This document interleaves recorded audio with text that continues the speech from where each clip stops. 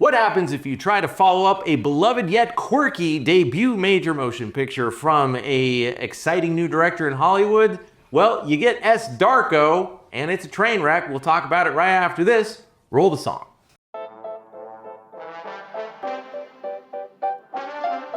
We all love the first one, but the second movie sucked. Trying to catch lightning in a bottle 2 times takes a lot of luck. Brian, Tim, and Dave are watching movies that are lame. These are the sequels that aren't equal. Hello and welcome to Sequels That Aren't Equal, the show where we look at beloved major motion pictures that have a follow-up film that falls well short of the original mark. I am your co-host, Brian. I'm Dave. And I'm Tim with a beard. And this is now Bearded Tim. Beard Tim. And this is our second episode back from our little break. We are excited to talk to you today. We are talking Darko, the 2009 follow-up to Donnie Darko, the 2001 debut feature film of Richard Kelly. We will talk a lot about Richard Kelly, what happened to him, what was kind of the expectations of the time of Donnie Darko, how those expectations were not met, and then, what happened in the sequel that actually had no involvement from Richard Kelly, and he's actually kind of salty about, you can tell, many years later. Yeah. So let's first talk about the original Donnie Darko. David, you have some facts on it? So here's it's the basic rundown. Donnie Darko came out in 2001.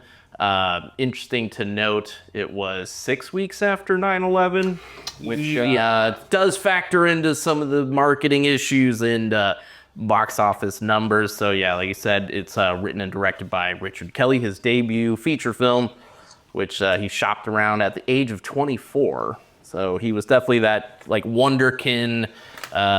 Damien, what's his name? The, La La Land. Oh, Damien Chazelle or something. Yeah. Before him, we had Richard Kelly. Starring the beloved Jake Gyllenhaal, which I could spend an hour just talking about my love for Jake Gyllenhaal. It also has his sister Maggie. We got Drew Barrymore, which is how the film really actually ended up getting financed, was her company. So thanks to Drew Barrymore, we have this film.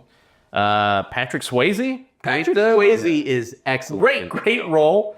You got a great Jenna Malone. A feature film debut, Seth Rogen. Yeah, he plays the bully. Yeah, beloved nerd is bully, and Davy Chase as young Samantha Darko, which then later is the Darko. Yeah. Davy Chase is the only returning actor character from the first movie into the second movie.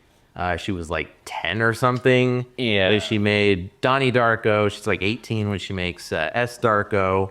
And Davy Chase, of course, you will recognize as coming out of your television in the form of pure evil in the film Ring. She was Samara in The Ring right after this, and she's also the voice of Lilo from Lilo and Stitch. Yeah, so she had a really big 2002. Yeah, she was quite the child actress, and we will see that career just did not matter. She was one of those that started really strong out of the gate, just could not transition into the adulthood. We'll kind of discuss why. The Ring is one of the best horror movies of the century. Oh, yeah. Love it. Oh, The Ring is excellent, and she is great as Samara. Very scary, even for being like a little. Yeah, even when she's doing a talking in the, when they're interviewing her for the patient. Yeah, that's really creepy right there. Yeah, she did a good job in that. Yeah. Is Jenna Malone the girl that was in Mad Max and Neon Demon? I believe so. Yeah, she had the young ones came in, right? Oh, she was very young. All right. Yeah. She's a baby. Yeah. Budget, I've heard 4.5 million. I've heard 6 million. So somewhere in there. So worldwide gross 7 million. But that was on a re-release. Yeah, domestic 1.4 million, but its DVD was 10 million. So yeah, this was definitely an example of the cult classic where it kind of came and went theater, but people caught on later, and it was a huge DVD success. That's how it became cult classic. But it did have a lot of strong word of mouth because it was a Sundance darling. Correct, yeah. So, like you said, Drew Barrymore really championed this film. So, Richard Kelly graduates film school at the age of 22, By 23, he starts writing as Donnie Darko. Sorry, has it sold like you said by 24. By 25, he's shooting it. Right, Yeah. he is in the director's chair. His first motion picture. It gets shopped around Hollywood. A lot of Hollywood studios recognize that it's interesting, it's well written, but they were just kind of scared because it's so weird. It is a very weird film. And so it had trouble getting financing, and then finally it landed on Drew Barrymore's desk. In the early 2000s, she was actually a very powerful producer in Hollywood. She was kind of the driving force behind the Charlie's Angels films. So she definitely had some muscle at that time. And then her company said, all right, we're going to get behind this, which is why she kind of appears as the teacher character. Just because I have a feeling the investors are like, okay, we'll back this, but you better be in it. And Patrick Swayze. That ain't saying it. That's no small change right there. Yeah. playing a villain. Yeah. Yeah. So let's talk about like what was your initial reaction to the film, Tim? When did you see Donnie Darko? Donnie and Darko? What did you take? What was your take on it? Well, I know it's one of those movies I was like, I'm going to wait a while on this one, you know? I meant to watch it. And then I think I've seen this till probably like 2007, 2008. Because I got tired of everybody saying, oh, have you ever seen Donnie Darko? And I'm like, nope. You know, and never really planned on seeing Donnie Darko because this didn't seem like my vibe of movie. The bunny suit thing, you know, didn't feel it. Then when I watched it, I was like, okay, a little overrated. Never was a fan. I don't want to piss off anybody out there. Don't hate or just give us dislikes on YouTube for that. Wasn't a fan of Donnie Darko. Never reached out and grabbed me. Never felt it. Fair enough. Dave, what do you think? So this is one of those movies that we've talked before that, you know, late 90s, early 2000s, cool movie, auteur filmmaker. You know, at the time, yeah, you had, you know, your Aronofsky, Fincher, Spike Jonze, all these guys, you know, making cool, creative new movies. And so, yeah, I was in film school in the early 2000s, and this was everyone's top 5. Mm-hmm. Like, if you were in film school then, all you talked about was Donnie Darko, Fight Club, either Pi or Requiem for a Dream, either one. Yes. Pulp Fiction, and then either a Lynch film or a Cronenberg film. That's pretty much every top 5 Donnie Darko. So, yeah, everyone I knew was, like, obsessed with it. I didn't see it till maybe a couple years later, probably 03, maybe even 04. I finally got around to watching it. So everyone was like, dude, you gotta see it, you know. And yeah, and I was like, what? No, I didn't like it. I just thought it was too weird or too, like, it's trying too hard to be weird. And it was very much, if you didn't like it, it's because you didn't get it. Yeah, and you're the pot. Yeah. It was like, no, man, you just don't get it, man. That was very much the attitude. And yeah, so I was part of the, I don't get it, whatever, I don't like it. And so I actually didn't watch it again until for this podcast with us, Darko, and it's on HBO Max. So I'm like, all right, I'm gonna watch Donnie Darko again. And I've always been a big Gyllenhaal fan, big fan. And so I'm like, all right, I'm gonna watch this again, and really enjoyed it. I was like, oh, this is really well made, and I get it a little more. There's still some stuff I'm like, what the hell's going on? But overall, I was like, oh, no, this is really good. Okay, I was wrong. This is really good. I was wrong.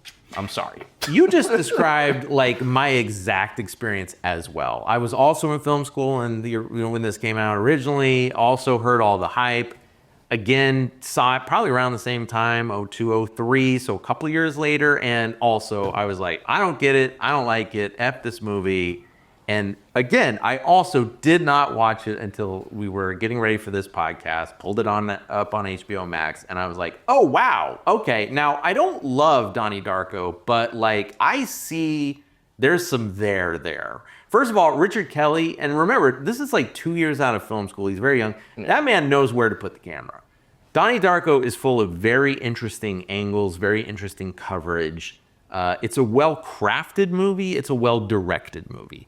Another thing that really impressed me with Donnie Darko is how well he was able to thread the needle with tone. And I think tone is the thing that directors really struggle the most with. Like, you got to know what movie you're making. And Donnie Darko, as I watched it this time, I was blown away because I'm like, wow, he really took two very disparate filmmakers and he smashed them together. And it shouldn't work, but it does. And that is, he took a John Hughes teen comedy and a David Lynch movie, and he put them together, and he somehow made it work. And I was actually really impressed. That's a big statement there. No. Yeah, it's a good combo. No, it's one of those things where those are two great tastes, probably shouldn't taste great together. David Lynch and John Hughes.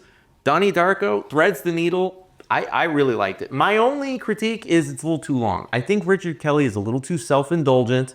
And of course, we'll get to that with his later career. I think he just sort of needs to be reined in. But he's got good ideas. He certainly knows where to put the camera, how to do the camera. I think the writing is good. The comedy is good. I didn't remember Donnie Darko being a comedy. Like, I rewatch it and I'm like, oh, it's a comedy. It's a comedy with this surreal stuff happening on top of it. But at its base, at its heart, it is a comedy. And I think that was completely lost on me the first time I saw it. Yeah, no, it does have some good humor. I do love the Smurf sex scene. That's like where they're discussing how that works or doesn't work. That felt very Kevin Smith. Very Kevin. It was good, and once again delivered wonderfully by the beloved Jake Gyllenhaal, who I'm just gonna go ahead and say greatest actor of my generation, maybe top 5 all time. I love Jake Gyllenhaal. Wow. Yeah. It's a big statement right there. That was a take I told you. Yeah. He's in the class with Daniel Day-Lewis. Yeah. Basically what he's saying. That's putting him in there. He can be funny, he can be charming, he can be psychotic, he does it all, and he does it all well. Can we go around the table and say what's your favorite Jake Gyllenhaal movie? There's a ton of them. There's a ton of them. I got a particular favorite, came out not too long ago, called Nightcrawler. Ooh. Love that movie. Him as Louis Bloom is next level. I can see why you would say, I agree with you that Gyllenhaal's a great actor, and Prisoners is another good one he's in. What's that movie, A24 he was in, where he plays a detective? All right, check the clock, viewers. How many minutes to get into the A24 reference? Take a shot. Yeah. Well, he's in a great A24. It doesn't hit off the top of my head right away, but there's a great A24. Enemy. Thank you very much. It's Enemy. Great movie. The whole spider thing in that just blows my mind. Like, why they put that in there? It's great. It's just fun seeing it, but he's in a lot of great stuff. And I mean, Nightcrawler, Louis Bloom, I quote that movie on a daily basis. Yeah, Prisoners, a Jarhead, that's my favorite. Yeah, forget a lot of good stuff, man. He's in. He just hit banger. Watch or Night Watch? What was the one? Yeah, it's a great movie too. Yeah, it's very good. He's in a lot of good films. Listen, I'm secure enough in my masculinity to just say it. He was excellent in Brokeback Mountain. That's right. He was in Brokeback Mountain. He was excellent. Man, you just forget his catalog. It's strong. Him and Heath Ledger, man. Yeah, him and Heath Ledger. You're sitting there crying, go, why can't they just be together with their love? I can't quit you. Yeah, excellent film, excellent acting. He is amazing. Do you know he was supposed to be Spider-Man? Like, he was in the running for Spider-Man? Yeah, man, Freddie Prinze. I think Spider-Man would have been a better movie series with him over Tobey Maguire. There, I said it. Yeah. God, thank you. He almost replaced him because Tobey had some back issues or hurt. And I think he was, maybe trying to milk it more. I think the studio was like, we'll get Jake Gyllenhaal. And then all of a sudden that back started feeling a lot better. There's no back problem. We got Jake Gyllenhaal on the phone. The better it became Mysterio. And he became a couple years later. Great Spider-Man movie, man. I loved Gyllenhaal as Mysterio. Yeah, good villain. So talking about alternate castings, Jake Gyllenhaal was not the first cast as Donnie Darko. Do you know who should have been Donnie Darko? He was cast, he was booked.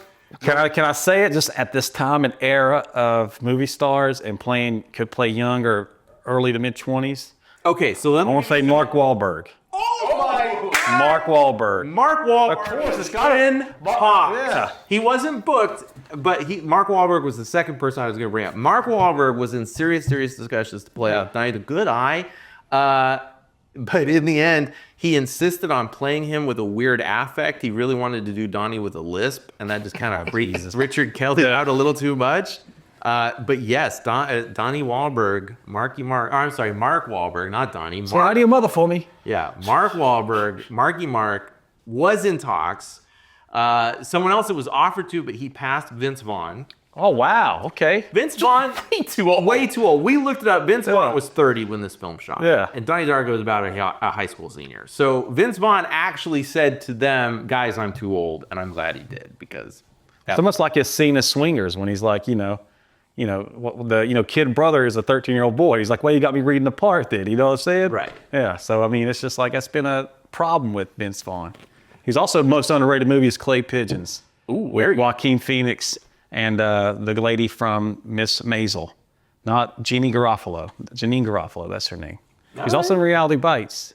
Good movie. Yeah, I was excited. I really enjoyed Clay Pigeons, and I remember it because it came out like right before the Psycho remake, so I was actually kind of excited for the Psycho remix. I was like, he was great at Clay Pigeons. This is going to be good. And that was garbage. Yeah. Like, that was terrible. It should have been a shot-for-shot remake. Should not have been. Terrible. Why do you make a perfect movie? Say, hey, we're going to make a shot-for-shot remake of a perfect movie and try to do perfection over again. It's like, nah, it's terrible. My only takeaway from that is I remember walking out of the theater going, well, there was one shot they definitely had. It's like, I don't recall Norman Bates jerking off in the bathroom in the original. Yeah, that was. I think that's why kids got But maybe important in the original, and then they're like, well, what if we show him doing his O face, you know? And like, I didn't need to see. I didn't need to see his vinegar strike. Hey man, listen, Gus. If you're gonna go shot for shot, let's stick to that, please. Let's not show Norman whacking in the bathroom. Well, that he was on a hot streak before he made that movie. So I mean, he was putting out banger, banger, banger, banger.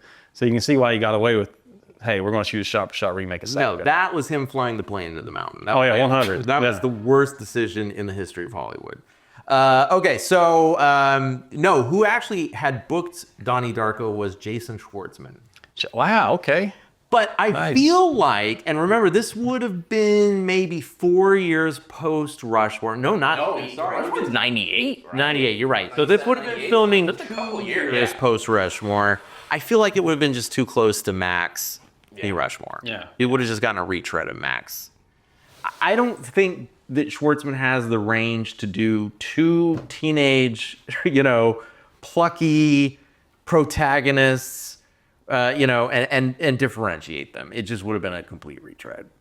So they got the right guy at the beginning. It's just where all the chips fell in place. All the chips fell in place, and I'm sure Jake Gyllenhaal's back was killing him after this film was done because he carried this film on his back. He did so much heavy lifting. So much of why Donnie Darko works is because Jake Gyllenhaal sells it. He is able to sell that weird mix of it's a comedy, but there's all this psychedelic stuff happening. There's true menace. I mean, he burns down a guy's house. He floods the school. He's being tormented by a rabbit. He kills a man in the end. So it's like you've got these elements of violence and menace and, schizophrenia, but this teen comedy. And Jake Gyllenhaal is probably one of the very few actors who could have even pulled this off. So it's awesome that they got him. And then he was the one that recommended casting his sister Maggie to play his sister in the film. And of course, they had great chemistry on screen as the slightly older sister getting ready to go off to college. So another brilliant stroke there. Any thoughts on Maggie Gyllenhaal? It's just one of those instances where you get caught up in the world of having a brother that's hotter than you. In a strictly heterosexual way, you know what I'm saying? Maggie Gyllenhaal's a good-looking lady. Yeah, I wouldn't kick her out of bed by no means, but when your brother's way better looking than you, you know what I'm saying? It's hard. It's got to be hard for a woman to know that your brother is, a 10 and you're a solid 8. Hard 10. Gyllenhaal's a hard 10. A hard 10. Solid 8. Like a make Tim hard 10. Hey. Dave, I feel the table raising. That's why I can't watch Brokeback Mountain, all right? Because it'll go from 6 to midnight, and I'm not ready for that. So it's boner. I'm just, this is weird. Not ready. Yeah, I'm not ready for that. He's too hot. Too hot. And there are disclaimers across the screen on there. We're strictly heterosexual men. You know what I'm saying? In case you didn't know. But, that's Gyllenhaal. So just some final thoughts on this. Richard Kelly said at the time that he set out to make something that was ambitious, personal, and nostalgic. Personal, there was actually quite a bit of Richard Kelly in Donnie Darko. He struggled with sleepwalking, which is why he wrote that in there. He had a crazy neighbor lady who kept walking around the street that he based Lady Death off of. He obviously was not killed by a jet engine in his bed, but Frank the Rabbit came to him in a dream. So he incorporated that dream imagery into the film.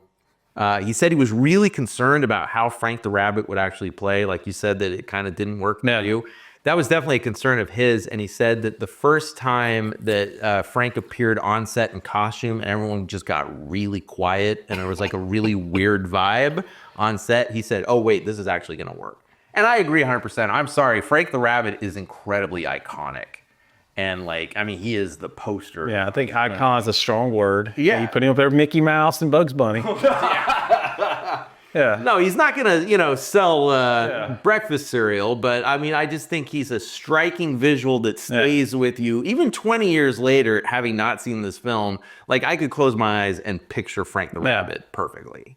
He is a very striking visual. He's just going down the ladder as time goes because now the furries are on the rise and we all hate furries. Frank the Rabbit's a furry, so. I don't think anyone wants to bang Frank the Rabbit, though. I don't think, I think, hey, there's a lot of different furry lifestyles out there.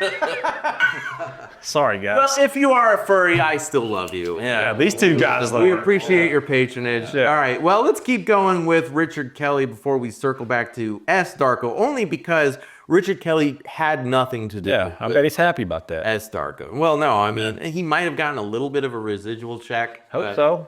It's his idea, right? His Based on character. Bye. Whatever residual that was, he probably owed money. Yeah. The way this movie performed, straight to DVD.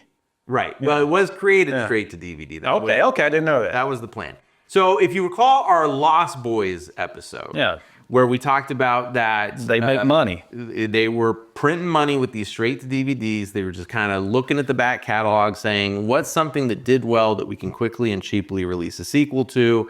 20th Century Fox said, oh, we have the sequel rights to Donnie Darko. The company that Newmarket had gone defunct at the time, so they weren't even in the picture to do a sequel, but 20th Century Fox was able to cobble something together with a different production company. So it was just, it was a cash grab. All right, it was just a cash grab that we'll get to in a moment. Kelly said on it about the sequel, he said, quote, I had nothing to do with it, and I hate it when people try to blame me or hold me responsible for it because I had no involvement. I don't control the underlying rights to Donnie Darko. I had to relinquish them when I was 24 years old. I hate when people ask me about it because I've never seen it, and I never will do so. Don't ask me about the sequel. So he gets very salty. He's a little, he's real salty.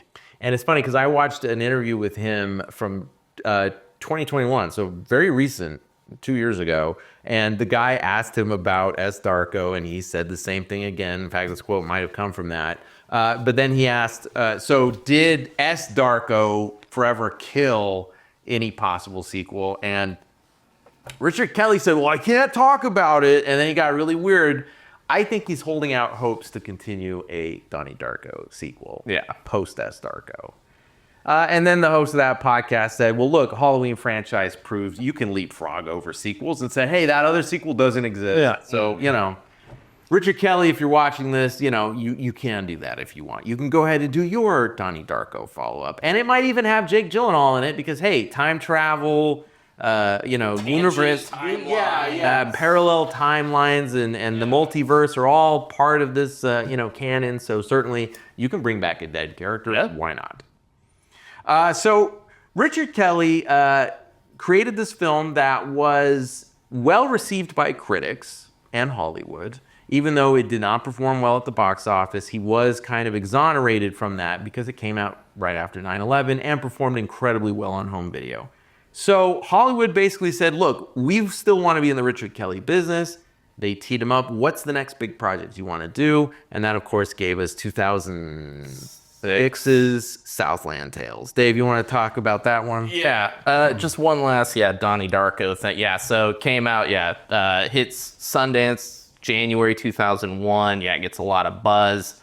Newmarket Pictures or Films, they're going to distribute. And there was even like, it might go to Starz channel or whatever. Like it might have just ended up straight to TV. Like they weren't quite sure what to do.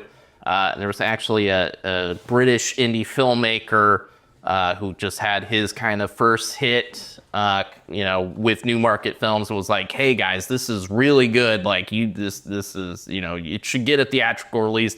And he championed hard for it. And any guess on who that little plucky British indie filmmaker was? Oh. Yeah, who would have had a hit right around 99, 2000? British. Very easily. 99, 2000. Man, I don't think it's Shaun of the Dead guy. Nope. Edgar Wright. That's a little later.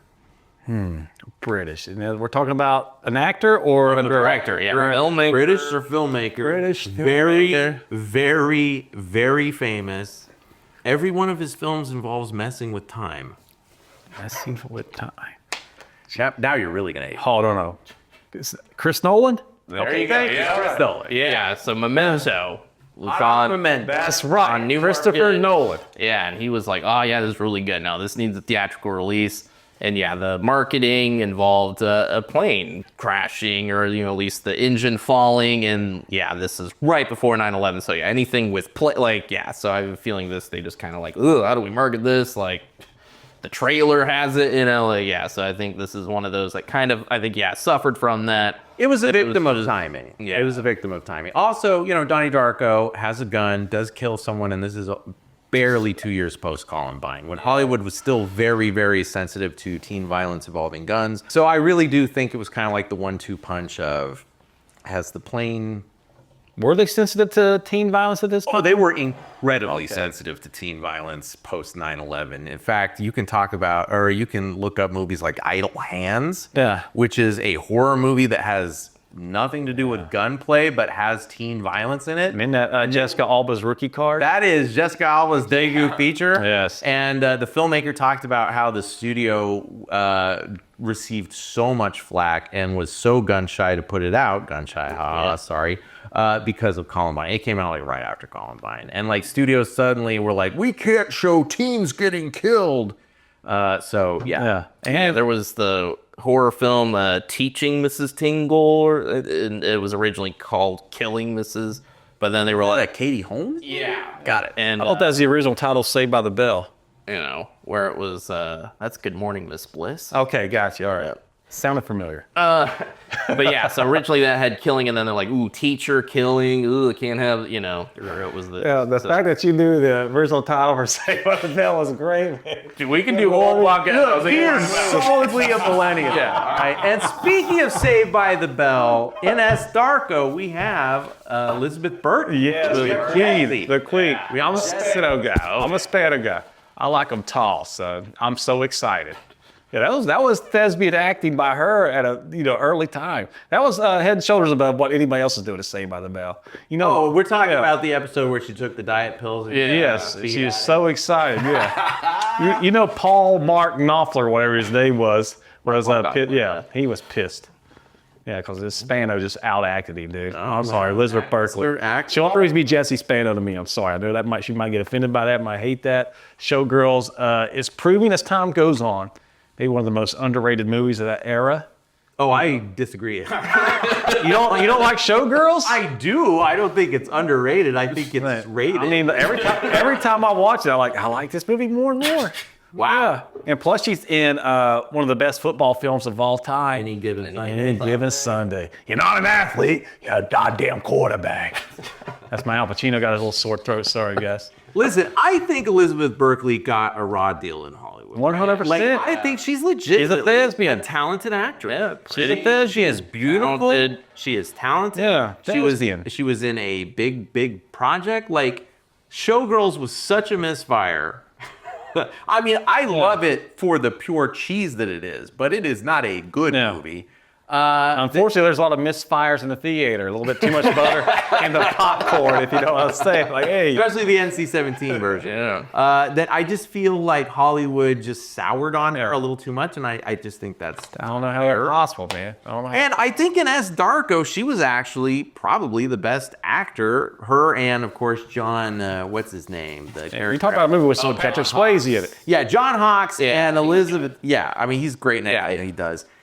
Really, it's John Hawkes and Elizabeth Berkley are the best actors in S. Darko, unfortunately. Whereas Donnie Darko, I don't know if we said this, but have like a very, very, very talented cast of supporting actors. So besides Jake Gyllenhaal, of course, who we mentioned was excellent, Maggie, Jenna Malone, but like even his mom and dad were just kind of working character actors who you see pop up a lot.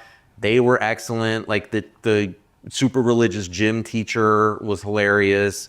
Of course, we mentioned Patrick Swayze. So, like, that was a movie that had a lot of talent on the bench, even in very minor parts. But unfortunately, S. Darko just did not replicate that. The acting was pretty wooden.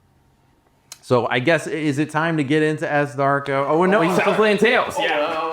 Yeah. One of the most all-time disappointing movies. So yes, of course, before S. Darko happened, there was Southland Tales. So this was the much excited, anticipated follow-up to Donnie Darko. Tell us about what happened there, Dave. So this is one also, I tried watching a few years ago, was like, yeah, this is hot garbage, and then just watched it again for this podcast, and So Southland Tales comes out 2006. Yeah, this is his big follow-up to Donnie Darko. It's got an incredible cast. Like, it's got some heavy hitters. It has The Rock. Yeah, this is like only his second role after like the Scorpion King or something. So yeah, he had, so this is his first just Dwayne Johnson. Okay, so he still has hair. He still has hair. Buff, but he's not that superhuman buff. Yeah, so he had Walking Tall and The Rundown, I believe. So he's had a couple, where it's The Rock. The Rock. So yeah, he's still, minor. So this is probably was, I think, going to be his big take him. Oh, this is an actor now. He's dropped the ride. Bona fide actor. Yeah, you got him. You got Sarah Michelle Gellar, Sean William Scott. You got there's Amy Poehler. There's John Lovitz. Smith. Justin Timberlake. That's right. When he was like, hey, who was a mega pop star at the time, and now was, hey, take me seriously as an actor. So you had all these Christopher Lambert was in it. Nice. Our boy from the only one. Yeah, he's in it. Yeah, so it had this crazy cast, and the plot's wild and deals with where a nuclear attack happened at Texas, and we're in this alternate. We're about to have World War III, and it's a wild plot, and the psychic porn star, he's a famous actor, and there's a screenplay from the future that's gonna save the world. It's wild. It's wild, and I think it's one of those things where I'm sure Hollywood was like, I don't get it, but hey, we said the same thing about Donnie Darko, and hey, it was a hit. So I think they were like, yeah, here's money. I think it was like 20 mil or so. So this was his blank check, if you will, where the studio's just like, yeah, man, go do this. Sounds wild, whatever. Here's money, go do it. I'm sure actors were like, he was going to be the next big thing. So I think a lot of actors were like, yeah, I want to get on the Richard Kelly train. Yeah, I'm sure they read it and were like, I don't get it, but whatever. It's going to be big. It's going to be. And then it debuts at Cannes. And it wasn't even the finished version, I guess, wasn't polished. It might have even been the 3-hour version at Cannes, and it gets laughed at, and not a good kind of laugh. It wasn't being laughed with.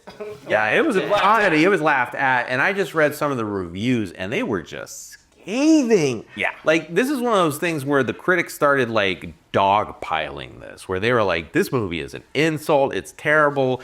The writing's terrible. They just would go through every aspect of it and just excoriate this film. The critics hated it. And rightfully so. So I watched it 2 days ago, and I was like, you know what? Maybe this is good. Maybe this is one of those, at the time, it's terrible. You revisit, oh, it's really good. It happens with movies. Happens with Donnie Darko. Happens with me. Critics hated The Big Lebowski. And they were like, what garbage is this? And the movie's brilliant. Or albums, hey, Weezer's Pinkerton's terrible. Oh, no, who said brilliant. That? Oh, at the time, it was trashed at the time. That was no, I know. I had no clue that one of the best albums of the 90s. Yeah, critics at the time, so it was so I was willing to maybe give it that. Where don't have Buddy Holly on it. That's okay. Gotcha. All right. What does Pinkerton have on it? Tired of Sex. What was the El Scorcho? El Scorcho's a banger. Pink Triangle. Pink Triangle. Yeah, this guy is critics. Across the Sea, slightly problematic. Yeah. I feel like there's a lot of bad reviews about Beastie Boys' "Check Your Head" when it came out, and that was a banger album. So yeah, a lot of times something comes out at the time, it's misunderstood, and it's not, and then in retrospect, it's reclaimed by you're like, oh wait, this is really good. Yeah.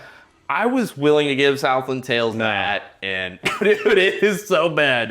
It's just a train wreck. It's like a weird mix of there's Starship Troopers elements meets Idiocracy meets like it's all over the place. It sounds like you mentioned 2 good movies, but it wasn't good. Okay, so like, remember how I said Donnie Darko was him taking John Hughes and David Lynch and putting him in a blender? Well, I actually found, and that was just me coming up with it, seeing that movie. I found a quote where he said that his inspiration going into Southland Tales was Terry Gilliam and Quentin Tarantino. Oh, okay. And those were the two directors he tried to throw in the blender this time around, and it just didn't work. See, here's the problem with Terry Gilliam movies. Yeah. Even Terry Gilliam can't make Terry Gilliam movies, right? Like, most Terry Gilliam movies are terrible. There, I said it. All right, I said it out loud. Hot take. Now, of course, the best Terry Gilliam movies are the least Terry Gilliam movies, okay? 12 Monkeys, Fisher King, to a lesser extent, Brazil. But his 2 best movies are 12 Monkeys and Fisher King. Yeah, I like 12 Those are the very- least Terry Gilliam movies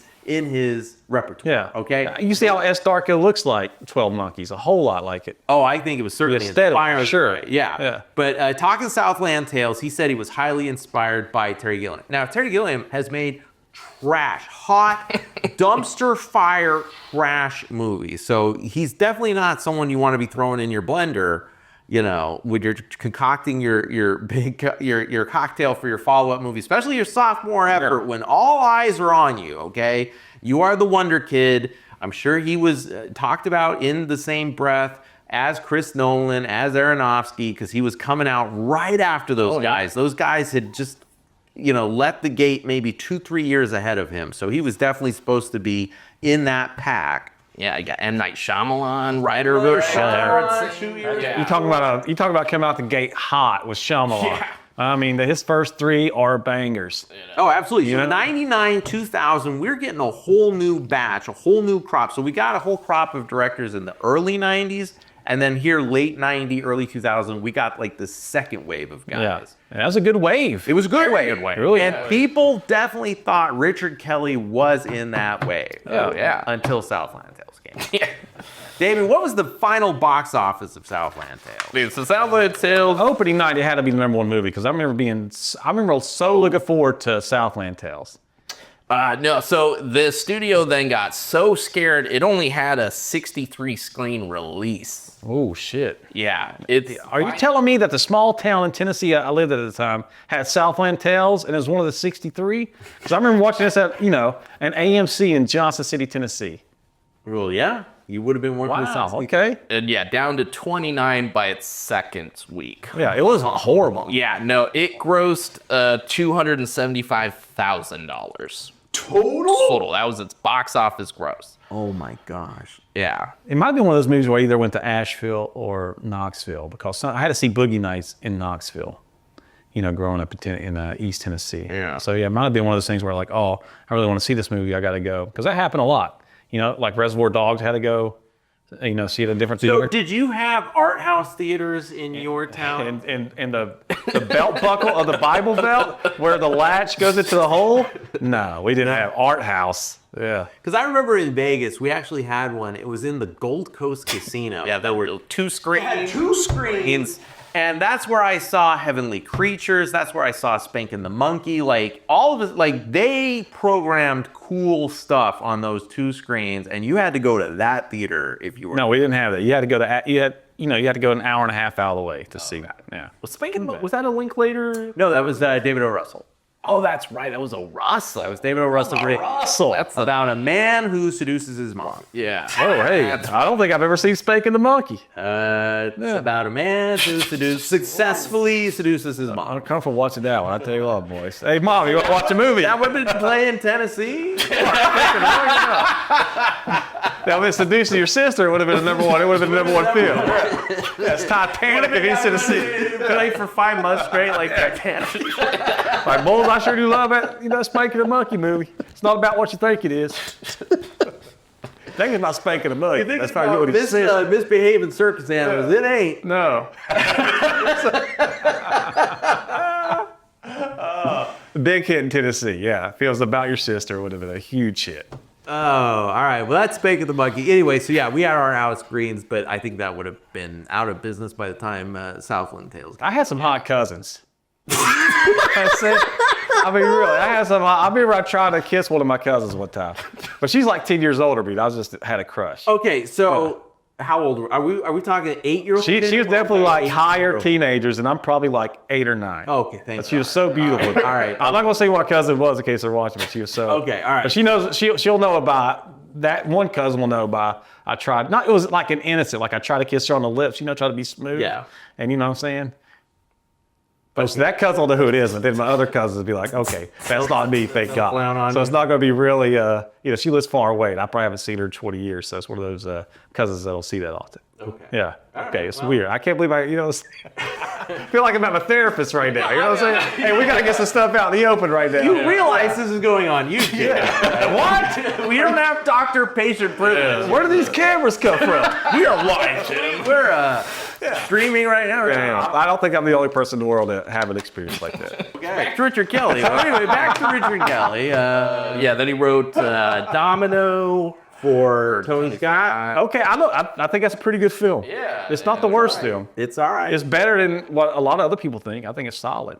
It's got who plays in that? Keira Knightley. Yeah, so Keira Knightley was on a hot streak there in the mid 2000s. This is when she was white hot. Yeah. Who's the Keira Knightley lookalike? It's like two girls kind of look the same. Natalie Portman. No, Natalie Portman's Natalie Portman.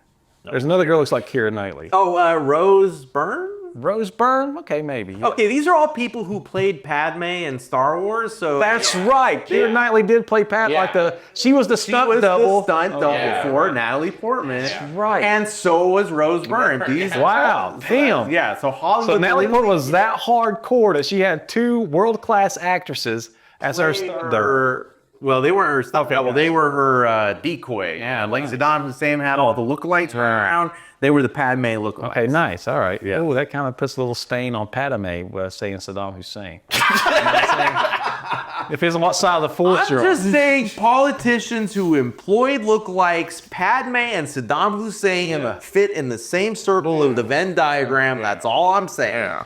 All right. So Palpatine was right. hashtag Palpatine was right. Make Coruscant great again. Okay, so Dave, obviously Southland Tales pretty much kneecapped Richard Kelly's, career. Pretty much like, no more blank checks for that guy. No more, here's money, go do what you want. He produced a couple films. There was, they don't serve beer in hell. I hope they serve beer in hell. That's a great book. World's Greatest Dad. So like some kind of darker satirical comedies.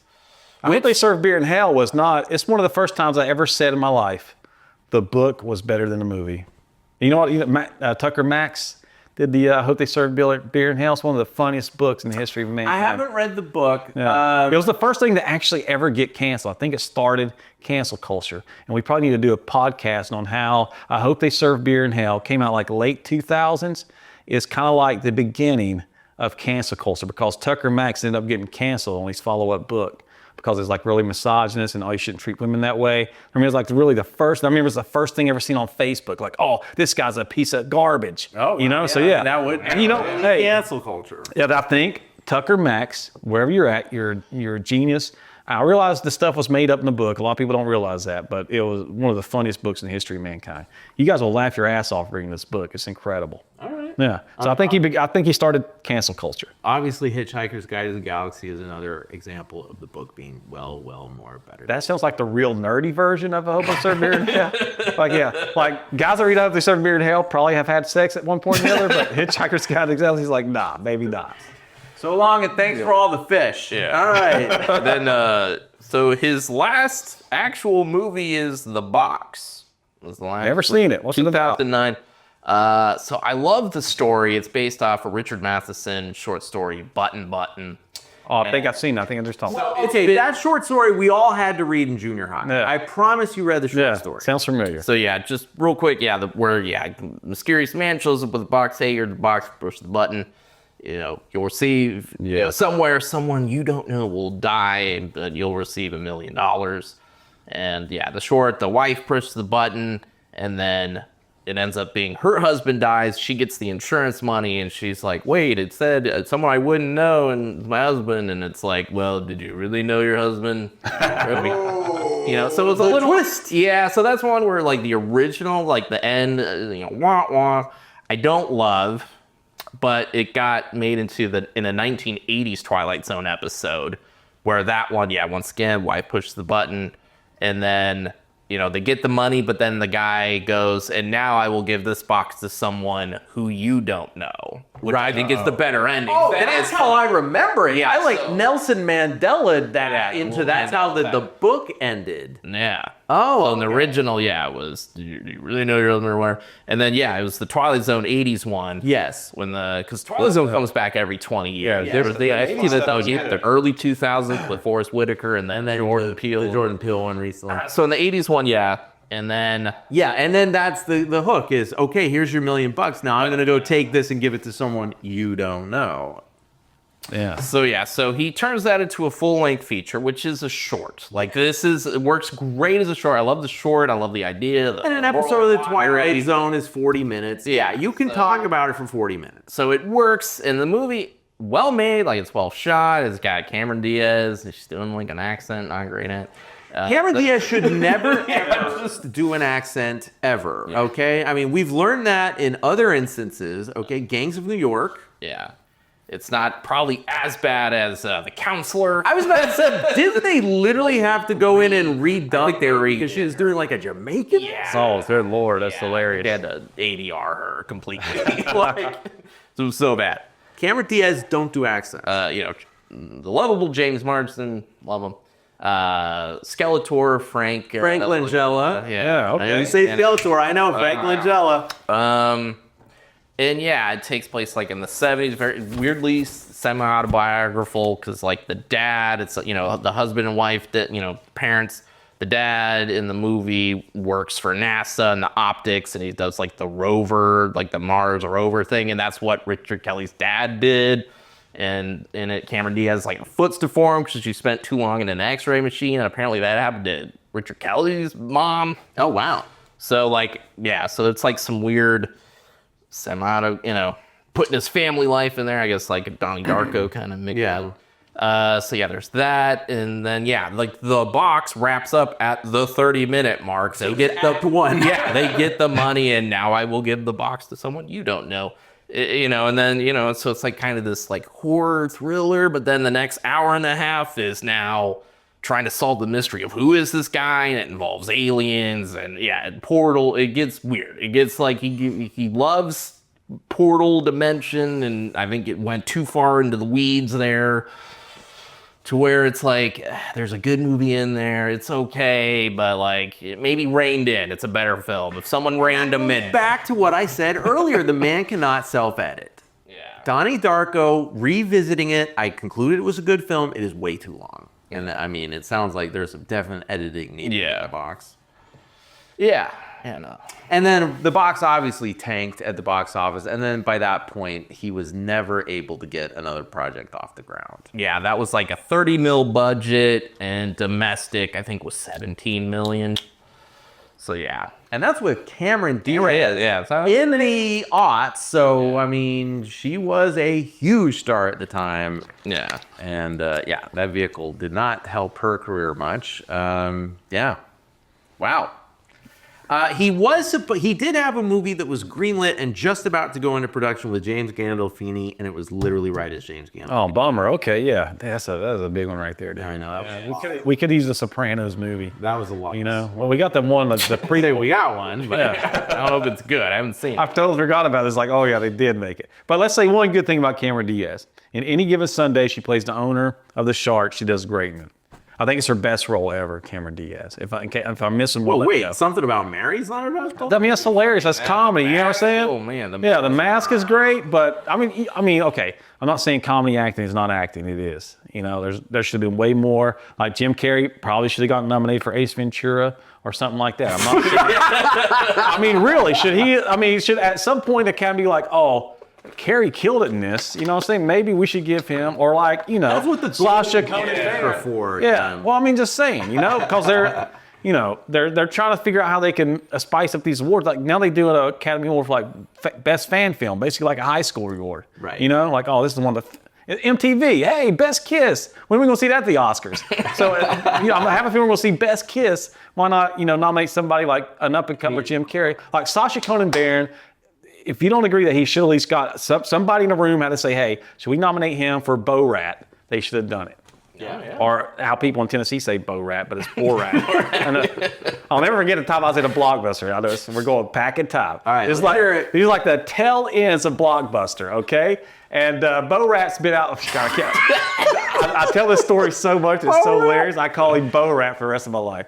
All right, so anyway, I'm in there looking at some movies, and all of a sudden I just hear this little kid yell out to his mom. He goes, "Mama, can we rent Bo Rat?" And it's one of those things where you hear it and you just start laughing, you know, because it's the funniest thing, and everybody's looking at you like, "What you laughing at?" Just that little kid saying Bo Rat was one of the funniest things I've ever heard in my life. So from there on, I always say Bo Rat because I tell them nobody was there with me. It's just saying about it. But Bo Rat is hilarious. He was henceforth known as Bo Rat. Bo Rat. He should have got nominated, I think. You know, I agree. Screenwriters. They could definitely do a best comedic performance. Don't segregate it, men, women. Just do like a one-off. 100, yeah. Just hey, best comedic performance. It could be a lead. It could be a supporting. Just hey, who's someone who made us laugh? Yeah. I think that's a good idea. That's a way we could spice up the art. And just make best actor, or best thespian, whatever you want to say, actor and actress, put them all in one pool. Well, the problem with that though is that you're cutting your pool now in half because Hey, that's, Any winners there are. I mean, like that, with best comedic actor, we can make that as one of the alternative awards, you know? you're saying do best dramatic, Best supporting, best actor, you know, best thespian, all in one pool. Spice it up, then we can have like little, hey, best comedic performance, maybe something else, you know? Okay. Yeah. All right. Well, Spice up the Academy Awards, spice man, them you know? up. Yeah. Okay, so basically that is Richard Kelly. Now, anything else on Richard Kelly? Because he has zero involvement in the sequel, and eventually we do have to discuss the sequel, Who's Not Equal. Yeah. Oh, you haven't got, that's the whole point. we haven't done Jeez. Roll song, we're done. Oh, wait, yeah, that's dark. You know, you might have a telltale sign of when a sequel that isn't equal is when we don't even get to the sequel. We just talk about everything that led up to the sequel. It's like, yeah, this movie sucks, don't watch it.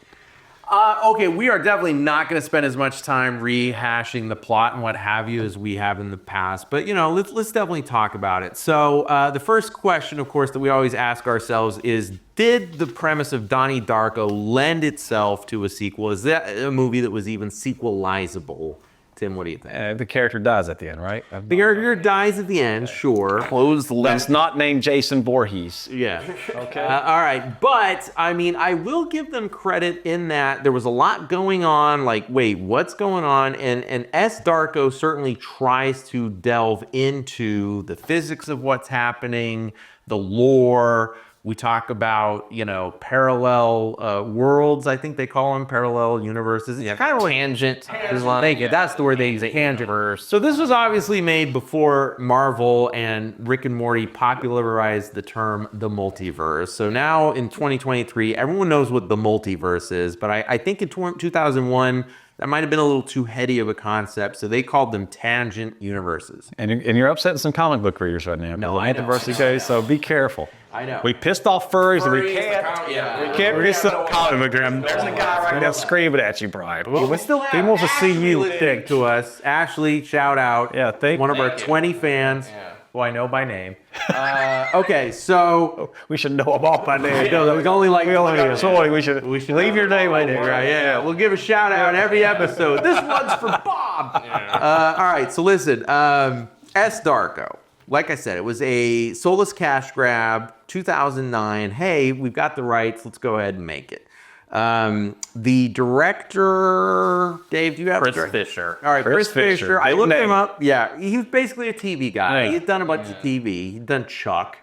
Chuck, what do you say? Chuck was a pretty good show, right? No, but it was a What? I TV remember show. that. Who was in that? Chuck. Zach Levi. Exactly. Yes, Chuck was a good show. Oh, and the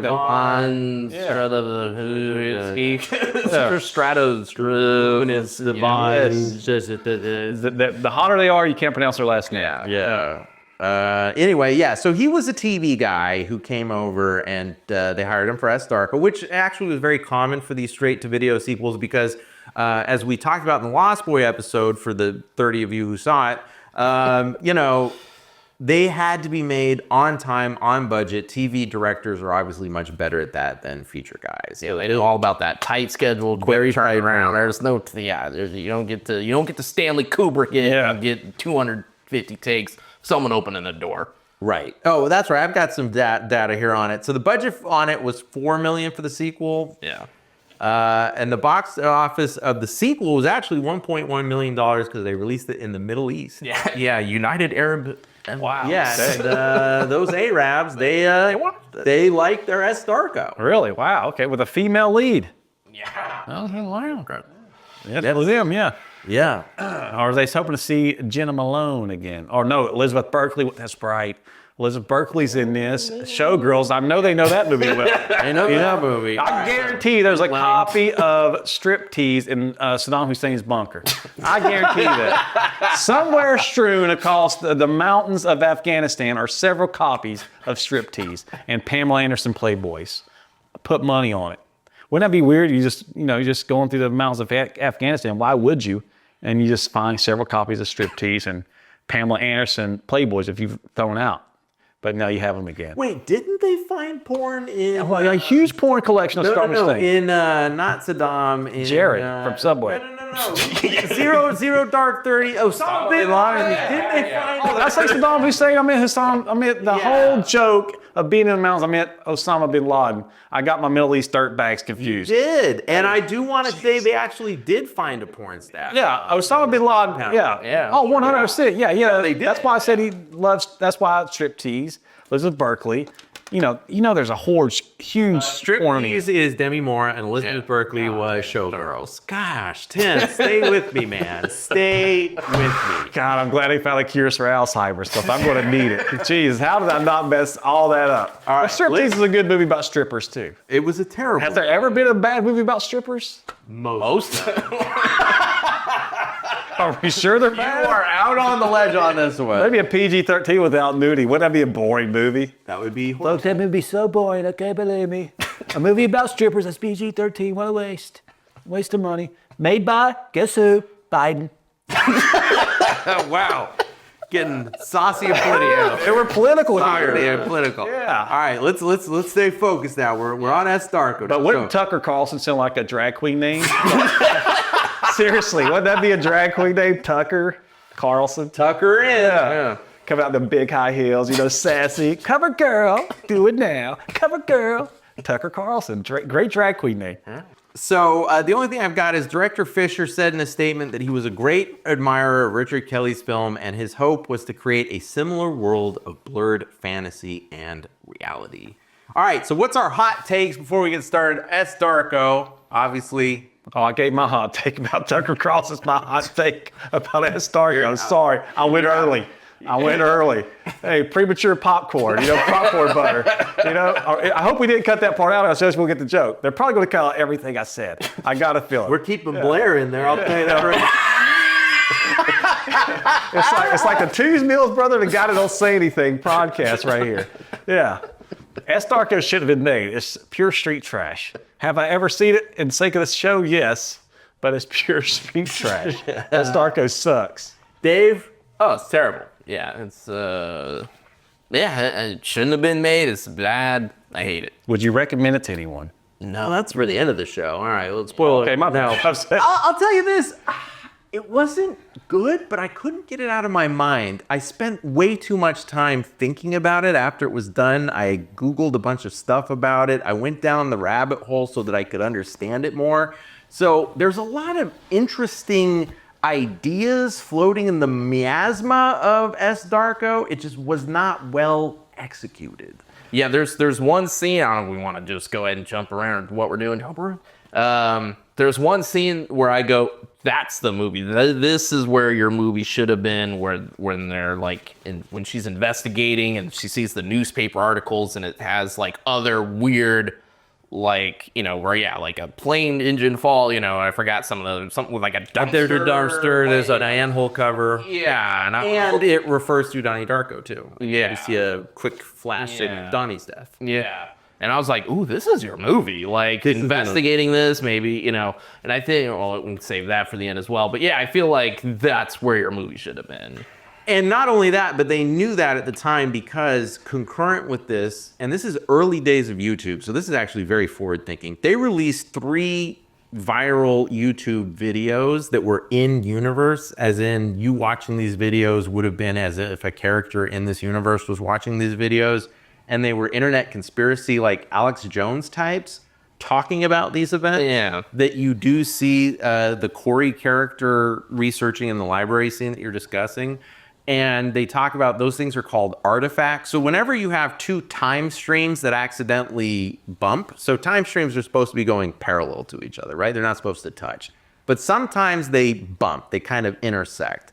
Those are those tangent worlds. Yeah. That, Like Mandela effects. yeah, well, no. That's Berenstein Bears? That's the Mandela effect. Yeah, I know that's the Mandela effect, but we bumped the universe. That's why we think, oh, now that's the thing that bumped in. Oh, I see. You're saying that's from the other universe. Sure, why not? Well, in this lore of this universe, when 2 universes bump, the cast-off is called an artifact. And an artifact falls from the sky from one of the universes into the other universe and seems to always kill someone. But if that person doesn't die, if they somehow interrupt their death, that now causes a string of effects that will lead both universes to be destroyed. Which is okay. So in Donnie Darko Tales, the jet engine falls, right?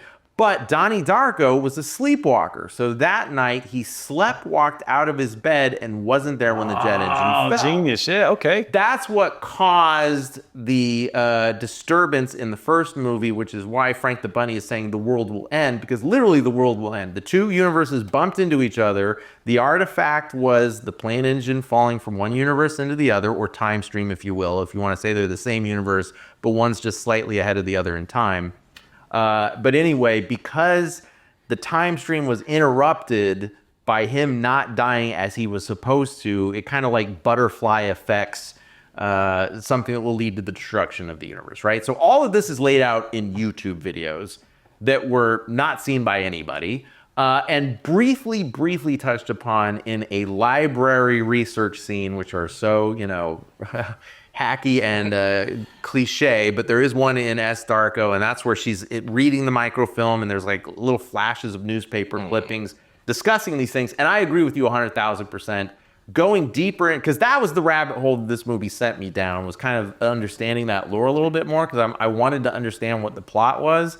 And I agree that's what the film should have been. It should have been like, let's open up this book. Let's talk about parallel universes, or, let's talk about these artifacts. Let's talk about what happens, let's really explore it. And they didn't. It's really just kind of a throwaway. And so the whole time you're very, very confused unless you understand what's happening. So we're going to touch upon the plot really, really pie in the sky, 30,000 feet view of it. I won't go scene by scene like I usually do. But this movie opens up, you've got Samantha Darko and her friend Corey, and they're in a car and they're traveling across the country. They're moving from Virginia, I want to say, which is where Donnie Darko takes place, to Los Angeles, where they're going to be dancers. Oh, okay. Could do that in Virginia. Which is funny because, of course, Samantha Darko was in Sparkle Motion, the cute little dance troupe in Donnie Darko, but man, it sure seems like they're going to California to be strippers. Yeah. Every time they mention dancers, and how I think one of them even has a line like, my dad wouldn't approve of me going to be a dancer or whatever. And I was just sitting there going, there's a lot of strip clubs between Virginia and LA. You really don't have to move to LA to be a stripper if that's but anyway, so they're going across country. Their car breaks down in a tiny town in Utah. Do you remember the name of this town? If you don't speak Spanish, you might not have caught the irony of the name. Dave? I don't remember. Yeah. Conejo Springs, and Conejo is Spanish for rabbit. So they broke down in Rabbit Springs, Utah, a fictional Utah town. I wish we knew people from Utah that could explain how bad Utah is. I grew up Mormon in Las Vegas, so I know plenty of people from Utah. Nice, all right. And as someone who grew up Mormon, whenever I see small town Utah portrayed in film, it always bugs me, because they always cast or have these super conservative Christians, but they're never Mormon. And I'm talking about you, Footloose. Yeah. If you can't set a film in small town Utah and have some Bible thumping Christian church and have it not be the Mormon church. Okay, It's like a Baptist or something. yeah, It's- those don't exist in Utah. I know. I've been to Utah. Okay, so if you're a small town in Utah, you are Mormon. Now Salt Lake City at this point is maybe half Mormon because it's a major city. It's grown up. But if you're a tiny little town in Utah, you are Mormon. So right away, I was upset that the preacher was not Mormon, that didn't even come up. And I was sitting there going, this is like Footloose, man. They're erasing history. Utah is full of Mormons. So anyway. I think with High School the Musical, but yeah.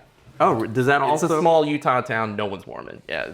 It's, Learn your history. It was settled by Mormons, full Mormons. yeah. Okay. So You anyway. guys might run Hollywood, Mormons. You never get no bad clout. Back to Rabbit Springs. Back to Rabbit Springs, Utah. So their car breaks down. They meet this kind of greaser rebel guy. He's like their age because they're like kind of right out of high school. They might even have mentioned that they graduated like the year before. They're supposed to be about 18, 19 in the script. Oh, and it's 1995. Oh, I'm sorry. Yes, and We this need is to a set the period time. piece. Yeah. So just like Donnie Darko was filmed in 2000 and took place in 88, this was filmed in 2009 and took place in 95. So it is also a period piece, and it is 7 years after the death of Donnie Darko. So yeah, she would have been 10 or 11, so she's like 18, Yeah. 17, 18, just graduated high school. Again, this is Samantha Darko, played by the same actress, Davy Chase. That's why she's looking at microfiche, because the internet really. Oh, was not. No, well, we're talking about maybe the year 1995, maybe a year or two before internet got hot. Oh, absolutely. You know, I remember my senior year of high school, which was 1995. So this takes place my senior year of high school, and I remember Matt, who was the nerd of the class, took me to his house one day and showed me email, and I was like, "This is wild, man! You can send electronic mail," and that was 1995. Wow. So, yeah. He also showed me how you can download a picture of Cindy Crawford naked, and it took like 3 days. Well, hey, it's worth it every day. Yeah, very slow, very slow. So anyway, this is Samantha Darko, her friend Corey. So they meet this guy. He says, hey, Randy is his name.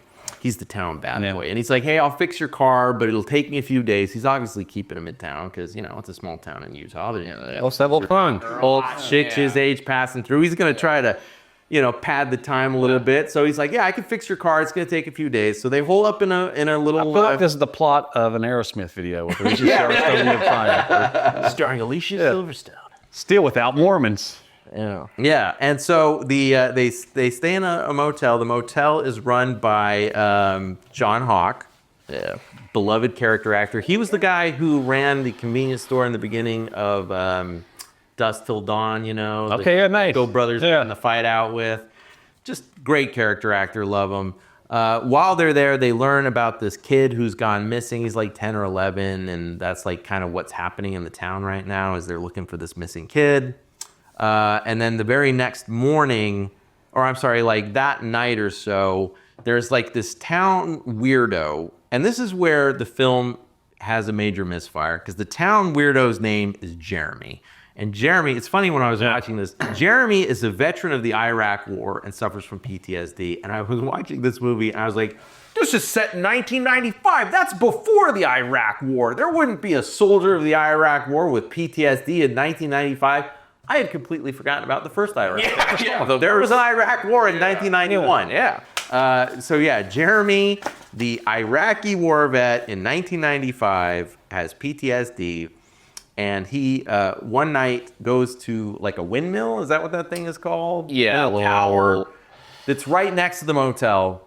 And a meteorite is coming. And he sees the ghost of Samantha. I'm going to call her Samantha B, or else this isn't going to make any sense. So Samantha A, she just showed up to town with her friend Corey. That night, Samantha B, as a ghost, because she's got like a piece of metal sticking out of her head, she's wearing a prom dress, she appears to Jeremy, she tells him the world is going to end, and she also tells him that he needs to get down. So he gets down off of the little water tower windmill thing he's sitting on, and the meteor strikes it. So that is the artifact. And he missed getting hit. So that is what causes now the rift, if you want to call it, in this universe. Okay, she just inadvertently Donnie Darko'd this universe. And can we say that Was Eating Gilbert Grape might have been the first Hollywood movie where people climb random shit? Where's Arnie? Where's Arnie? Well, how did DiCaprio not get nominated for that? I'll never know. It's one of the greatest roles ever. I love it. Okay, so basically the next scene is they then attend like a a party where all the young hot, and there are many young hot teenagers in this small Utah town. They all 80s and 90s. They all look like they just stepped out of Dawson's Creek or One Tree. I guarantee they were all in Maxim magazine at one time. Yes, and they're having a pool party, and Tim, the song that is playing is Hobo Humping Slowbo Babe. Do you remember that jam from 1995? No, give it to me. Tim, if you want to know what the year 1995 would sound like if you boiled it down into a song, it would be Hobo Humping Slowbo Babe. I don't know if I'm familiar with the song. I was around in 95. Me too. Yeah. It was my senior year of high school, as I mentioned. I had not thought of that song in over 20 years, 25, 30, almost 30 years now. And that cue came up and I'm like, I remember riding around in my Chevy Cavalier listening to this jam. How's it go? I forgot the song. You hobo humping slowbo baby, get on, get off my... Yeah. Oh, I don't know this song. And then I got so excited when that came on. I was like, yes, I haven't heard this in literally like 20 years. Yeah, so those of you at home listening, if you want to hear what 1995 sounded like, go to YouTube, Hobo Humping Slowbo Babe. That is what 99 or 95 sounded like. Oh, yeah. So that was a needle drop I got very excited about. Yeah. So anyway, they party. At this pool party, they find out that the brother of the bad boy, Randy, his brother is the missing kid. Oh, no, I'm sorry. His brother was also missing and presumed dead, like the missing kid. So there's obviously like a serial kidnapper operating in this town. Sorry. So they have that discussion at the pool party. So anyway, the next day, after the meteor crashes, this science-loving geek, he picks... Oh, no, I'm sorry. The science-loving geek's name is Jeremy. What's the name of the Donnie Darko kid? Justin. They had a Justin and a Jeremy? Yeah. Hollywood, don't name your characters so close to each other. It's very hard for me to keep them straight. Okay, so Justin is the Donnie Darko character. And I say that because he's the guy who was supposed to die by the artifact. Iraq Jack is referred in the movie. Iraq Jack, okay. I'm going to have to call him Iraq Jack. Yeah, because I can't keep up with a Justin and a Jeremy. Jesus. Yeah. So Iraq Jack was supposed to get hit by the meteor. He sees Sam B. Sam B tells him to get off my... Hobo up and slow baby. Yeah. She tells him to get off the water tower, and then now he feels the end coming. He's basically experiencing exactly like what Donnie Darko experienced in the first movie. But for some reason, this movie does not follow him. It follows, the Sam character throughout. So it's just that's a strange choice off, right off the bat. So, I'm sorry, Jeremy is the science nerd who picks up the meteorite. He buys it off of the motel owner and has it throughout the movie. And you see him throughout the movie, and he's getting like radiation poisoning. Pretty funny. So anyway, we're now getting to the part where time starts to split. So Corey is hanging out with Randy a lot. And Samantha Darko is getting upset, like, hey, we need to get this car fixed. We need to get out of here. We need to get to LA so we can pursue our dream of being strippers. And they're having a fight next to a road. And Corey is in the car with Randy. And Samantha's walking along the road. And they have this fight. And Corey says some bad things to Samantha that upsets her. And then she runs off into the road. And Randy pulls out in the road, gets hit by a car, and it pushes his car into Samantha Darko, and she dies. And this is like 30 minutes into the movie. Yeah. And S. Darko, the title character of the movie, is dead. Yeah. 30 minutes of film. What? What's happening? What? Yeah. I will say this plot of this film genuinely intrigued me. I'm like, the acting isn't good, but I am intrigued. I'm going to see where this is going. You killed off Samantha Darko 30 minutes into her own movie. Then for like the next 15 minutes, we follow Corey, the friend, and she's riddled with guilt. This is when, she gets visited by like the ghost of the missing kid. A lot of ghosts in this movie. Live ghosts in this movie. That's what prompts her to visit the library, which we've already discussed. And then she learns about things falling out of the sky. Yeah, and the cave involved in there somewhere. Well, we're getting to the cave. Okay, yeah. So basically, she is torn up that her fight caused Sam to run out in the street and get killed. And then the ghost of the kid says, well, if you follow me, I know where a time portal is. You can go back and you can fix it. And so she's like, okay. So then she goes back, follows the dead kid to the portal, and then goes back in time to right before the fight. This is why I was saying Sam B. So Sam A is dead. She died in the street. And Corey A had the fight with her that killed her. So now we are now in the B timeline, okay? And in the B timeline, Corey does not fight with Sam. So Sam is just standing there by the side of the road. They have the same conversation. I want to leave. Corey says, well, I'm not quite ready to leave yet. Okay. Randy pulls out, gets hit by the same car, except this time Corey dies. And now you have Sam B in this timeline. She's alive and Corey is dead.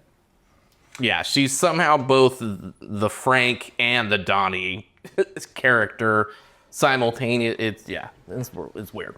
It's very weird. And then basically she is now, a lot of the movie is spent with her just moping. 'Cause it's basically, you've got 20 minutes of Corey moping that Sam died, and now you get 20 minutes of Sam moping that Corey died. And then she finds the prom dress in the window display, and she's like, oh, that's a pretty dress. And Jeremy, the weirdo, who's now like suffering from radiation poisoning from his meteorite, buys it for her because his mom owns the store. And then you realize, oh, that's the dress that Sam B is wearing when she talks to Iraq Jack. Now, what's interesting is they're trying to obviously like make many parallels between the Donnie Darko plot and the S. Darko plot. So Iraq Jack gets his Frank is Sam B, and she keeps appearing to him, and she tells him to do things just like Frank the Rabbit told Donnie to do things. And she tells him to burn down the church, just like told Donnie to burn down Patrick Swayze's house in the first one. So Iraq goes and he burns down the church of the not Mormon congregation. Yeah. And the pastor's wife is Elizabeth Berkley, and she's amazing. And the pastor is completely forgettable. I don't even know who plays it. Yeah. I'm basically skipping a lot, but basically, so Iraq Jack, he burns down the building. He leaves his dog tags behind because he's an idiot. Now the cops are after him for burning down the building, rightfully so. And Jeremy, the weirdo, invites Sam to go watch the fireworks show that's going to happen up at the top of the ridge. They go up to the top of the ridge, and this is where the world is supposed to be ending, right? Jeremy, this is where these names, Jeremy, Whoa. Justin, I'm so sorry. Jeremy is the weirdo with the meteorite. Justin is Iraq Jack. I should just call him Iraq Jack. He keeps showing up to Sam B, and he's like, you must teach me about time travel. It's revealed that Iraq Jack's mother or grandmother is the one who wrote the book about time travel that Donnie reads in the first movie. Jesus. So they're really trying very hard to sandwich these plots. They're just jackhammering these two movies together. So the world is ending now because the artifact did not kill Iraq Jack. It was supposed to. It starts raining down these tesseracts for some reason. Yeah. They're like these metal cube objects literally start raining from the sky. Sam gets into a fight with Jeremy and he pushes her down. Oh, I forgot to mention that, of course, Iraq Jack, in the meantime, has fashioned a Frank mask just because they're trying really hard to come up with as much imagery that crosses it, and he had left the Frank mask there where Sam was, and Jeremy pushes Sam down on the ground into the mask, and the shard of metal that you see Sam B's ghost has then goes into her brain, and now she's dead. So Sam B is now dead, and that's the one who appears back in time to Jeremy. And then, of course, Jeremy figures out, oh, I should have died. He figures out the whole lore about the artifacts and like, oh, all this would be avoided if I had been killed. Just like Donnie Darko realized, oh, if I had been hit in my bed, then all the events that led to the death of my girlfriend wouldn't have happened. Iraq Jack pieces together, oh, if I would have died on that tower, then, these girls would be alive and the world wouldn't be ending. So he like time loops back to that same spot, stays put, gets hit by the meteorite. And now we're in like timeline C because we cut to the next morning and now Corey and Sam are both alive. They see this dead guy who just got hit by the meteorite. They're like, wow, this town is weird. And that's when they make their decision where Sam is like, hey, I'm going to go on to LA and pursue my dream of being a stripper. Or no, wait, she decides to return to Virginia? Yeah, I think Sam returns to Virginia. She returns to Virginia, and Corey's like, I'm actually going to stay here in Conejo Springs and hang out with Randy, the loser, the bad. Yeah. And all is well in the world because, the artifact had its sacrifice. And that is the plot of S. Darko. Was there any key scene that I missed? No, I mean, I think you covered the whole confusing entire. It was just like watching a movie. Here you talk about it. Yeah. That's it, guys. You don't have to watch it. Brian did a You don't great have to job. watch it. Oh, yeah. One other parallel, of course, was so in Donnie Darko, Donnie burning down the house is what caused the firefighters to investigate and realize that Patrick Swayze was a child pornographer. That kind of came out of nowhere. Yeah. Well, in S. Darko, they burned down the church, and it turns out that that leads to a chain of events that the preacher was the one kidnapping the boys and putting them in the cave. Yeah, that's right. So there is another parallel. Okay, nice. Yes, and okay. It's one of those things where it's like you're kind of trying to create a parallel, but it doesn't really exist. It's not really a parallel, like a plot parallel. Now, my policy's always been, if I go to a small town to pull over for gas and think about staying the night, and they're looking for a missing kid, I know to leave that town. Yeah. You know what I'm saying? You're like, oh, okay, so there's only like 300 people who live here, and one of them has been kidnapped? Yeah, all right, I think I got enough gas to make about, 20 more minutes. How far to the next town? Yeah. No. So that's S. Darko in a nutshell. S. Darko : A Donnie Darko Tale. Oh, you're right. Yeah. Full title. Good morning, Miss Bliss. S. Darko, Part 3. Good morning, Miss Bliss. Yeah, I mean, there's not a lot to recommend this movie. The acting is very stiff. I read one review that said that it felt like these actors were talking at each other instead of with each other. And I think that's a very fair characterization of the acting of it. It's basically porn acting without any sex scenes. It is not good acting. And I was very surprised that Davy Chase was so wooden because, again, she's the voice of Lilo. Did very good acting as a child actress, but just kind of acted as if like a wooden zombie in this one. She just really was not selling it for me. Yeah. And Well, all the actors doing that, maybe it's the director's fault, because he's a TV guy. Yeah. I mean, let's face it, there's not a lot of great acting in just normal TV shows at that time, Well, this is definitely before prestige television Yes. became a thing, certainly. Pre-Breaking Bad and all that.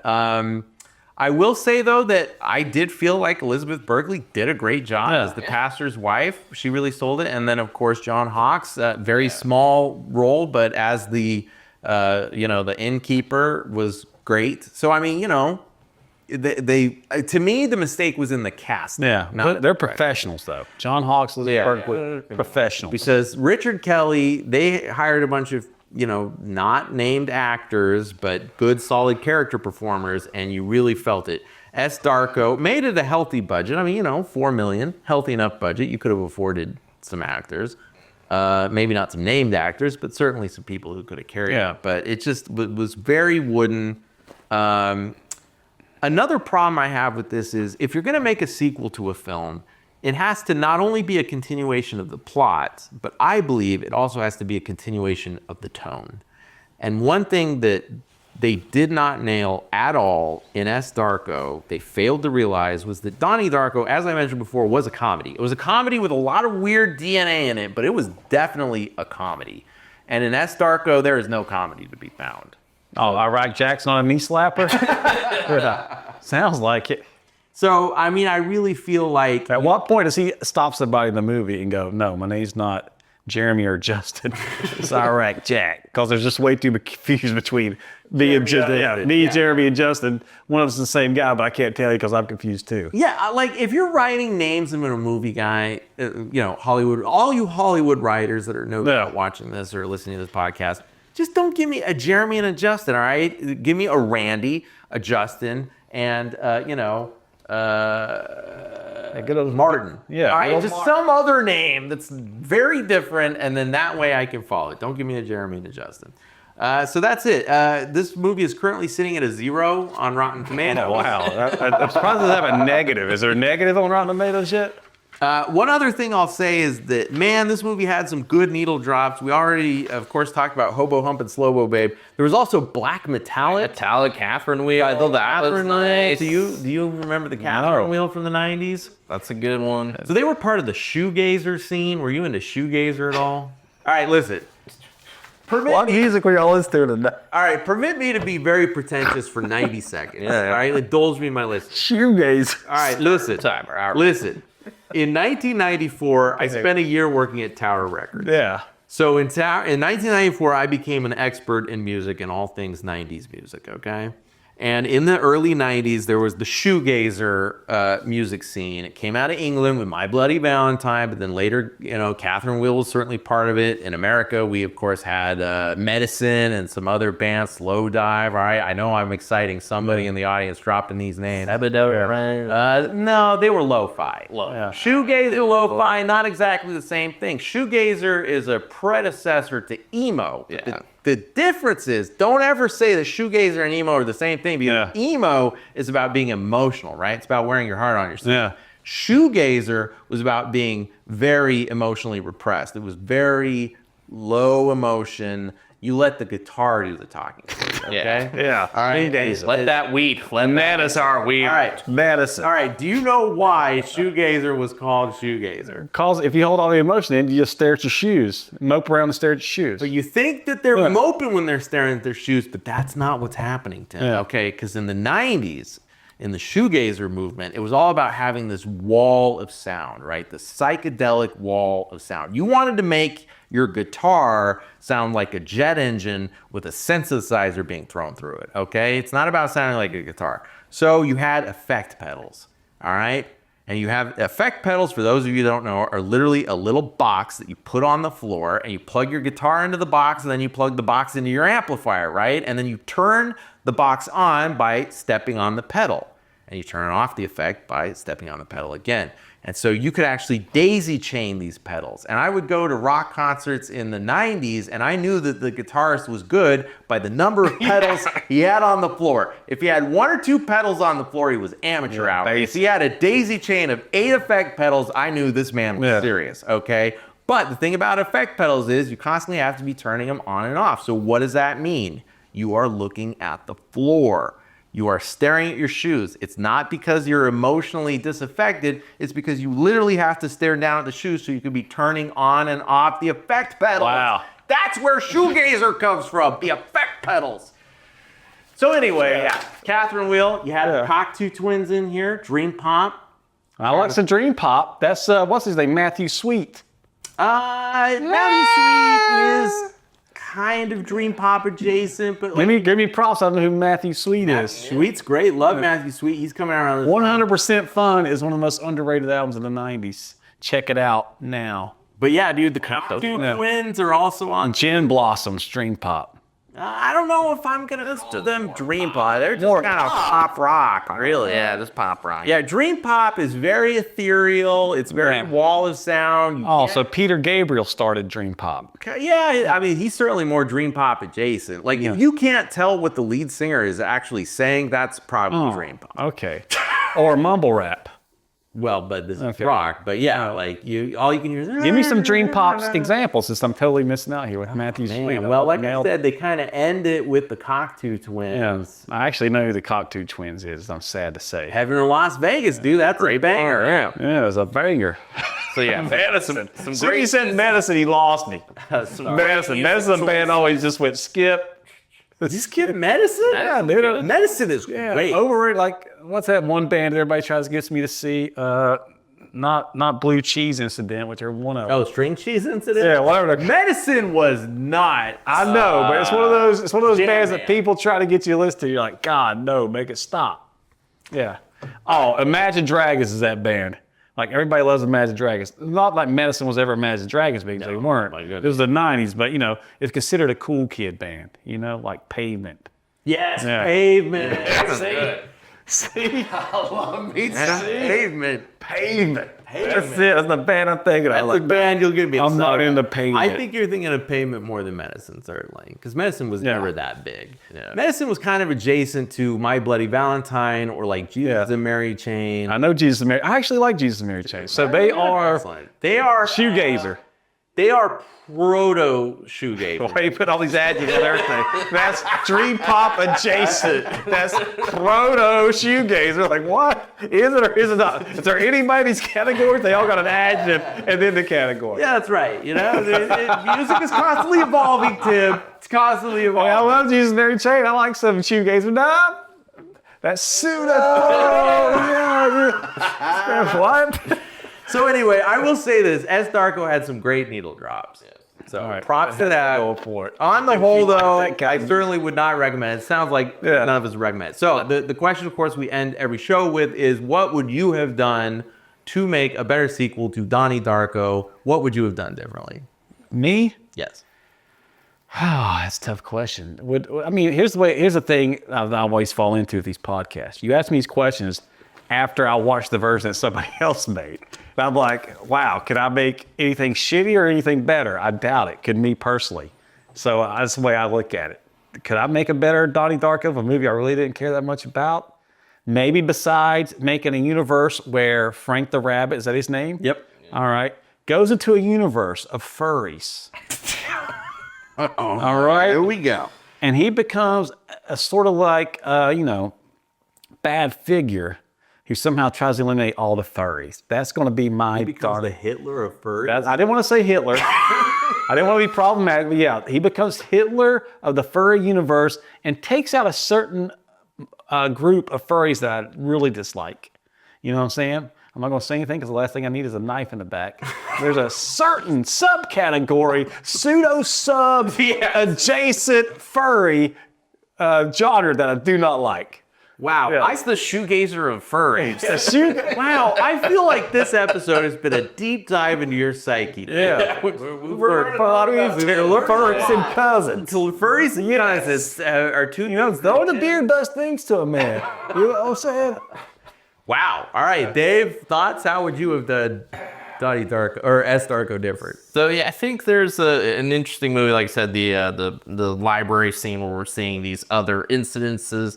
I think there is something cool there. I think I was thinking even like using the Mandela effect where someone survives and now they're in this certain timeline.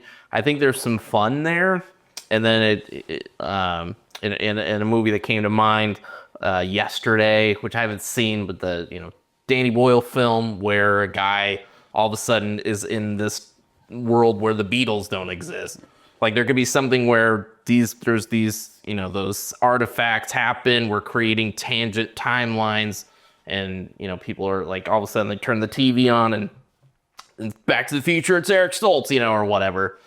And then they're somehow meet and have to get the MacGuffin to get the timelines back to where they should be. Because I feel like you could do like a Final Destination horror with it, where instead of the Grim Reaper death, like, oh, you cheated death's after you.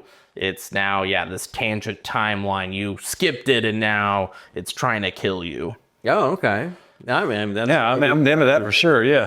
Now, something I think is an interesting thing to explore. In both of these movies, Donnie Darko, S. Darko, touch upon it very, very briefly. And that is in both movies, the person who avoided the artifact learned that they actually had to go back and sacrifice themselves in order to put the things right. But in both movies, that was just like a split-second decision. And I'm like, well, isn't that a movie? Like, Let's just say you dodged death. You are a lucky son of a gun. Oh, and by the way, by doing so, you've now created the end of the universe. Unless you go back and sacrifice yourself, you get back in that bed, you let that jet engine fall on you, you stay on that tower, you let that meteorite hit you in the face. What would you do? And it becomes like, I have to be the person to set things right. And then maybe like you start to see the universe kind of wobble and get more and more off of its axis. And that sort of like pushes you in the decision of, oh my goodness, I really do have to do this. I have to sacrifice myself to save the universe. I mean, I think that's more interesting. Yeah. You certainly can mine that for more dramatic potential than just moping over, oh, my friend died, I wish it was me. Oh, now it is me. Oh, now the other friend's moping. Oh, my friend died, I wish it was me. I just feel like, they just certainly didn't mine enough drama out of this situation. They didn't go enough into the lore. And of course, that all could have happened if you would have followed the Iraqi Jack character, made him the protagonist. You could even have Samantha Darko passing through town and being like, oh, this is something similar that happened to my, brother Donnie. And that's what prompts the investigation. And then that's when they realize that this is going on. And, you could still have her in this, but that to me, that's the film. It's what would you do if you realized you had to die in order for the universe to continue? Yeah.